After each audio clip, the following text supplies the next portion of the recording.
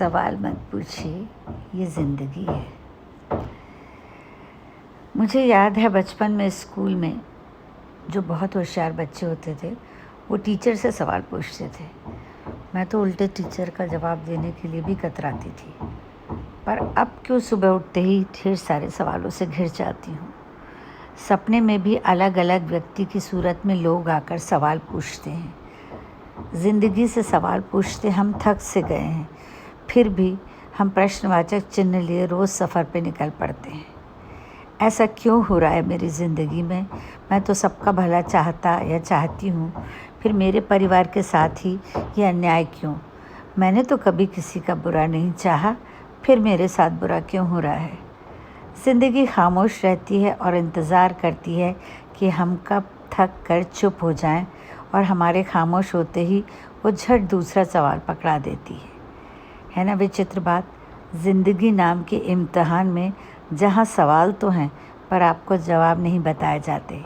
इन प्रश्नों के जवाब इतने कठिन हैं कि आपको समझ नहीं आएंगे, और उन्हीं सवालों से नए सवाल निकल आएंगे।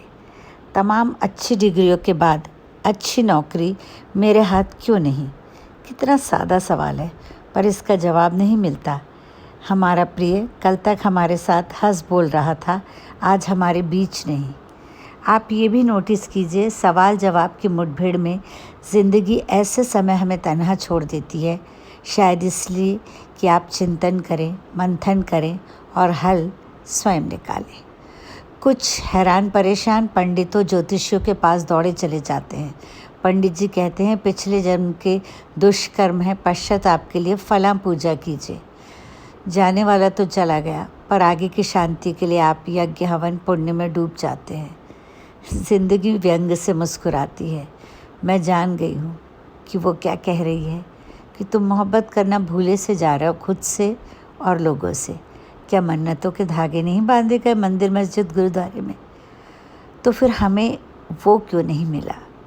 यहाँ भी जवाब मिलता है, शिद्दत के साथ नहीं बांधे होंगे तुमने, आस्था में कमी होगी। कच्चे रेशम के धागे कब तक आस्था का दामन बुनेंगे? आज की पीढ़ी बहुत मातापच्ची नहीं करती, उनके पास वक्त नहीं है। सवाल का जवाब खोजने में वक्त जाया नहीं करते युवा, उसके बदले में अपने स्किल का इस्तेमाल आगे के लिए करते हैं।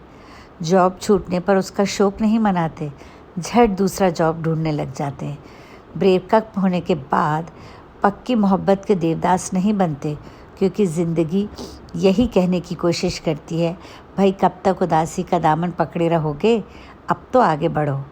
आसान नहीं है सवालों की भूल भुलैया से निकलना, पर इस भंवर में ज़्यादा भी मत घुसिए। मंथन के बाद विष ही हाथ आएगा। इसकी जगह नए अवसर, नए मित्र, नई मोहब्बत तलाशिए। अमृत की उम्मीद तो रहेगी। रंगमंच पर हम ही अभिनेता हैं, ज़िंदगी पर्दे के पीछे की निर्देशक है। मुद्दा ये है कि आप इशारा समझते हैं या नहीं। इस छोटी सी बात को समझने में हमने सारी उम्र गुजार दी।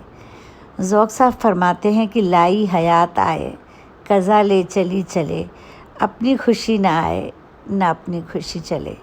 तो सच मानिए, सवालों का मौसम जा चुका, अब तो मौसम का भी सही वक्त नहीं रहा।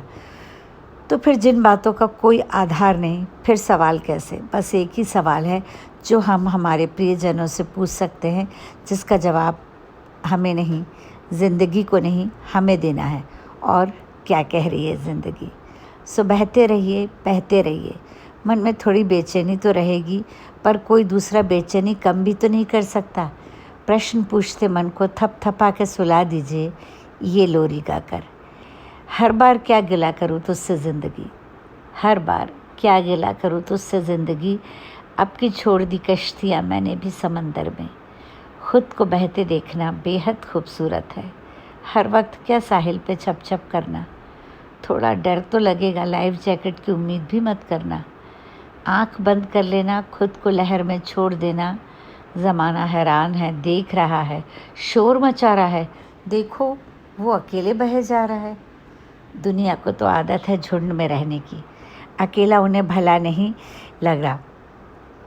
ये उसूल है ज़माने का, अकेले आगे बढ़ने वाले को टोकना। महसूस करो खुद को खुद के साथ, पकड़ो खुद का हाथ, थोड़ी देर में विपरीत दिशा में तैरना आ जाएगा। लहरों का खेल भी समझ आ जाएगा। यहाँ भी भंवर तूफान मिलेंगे, सवालों का तर्पण कर देना।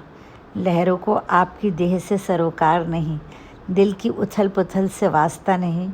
सो बस बहते रहना, बहते रहना। शुक्रिया।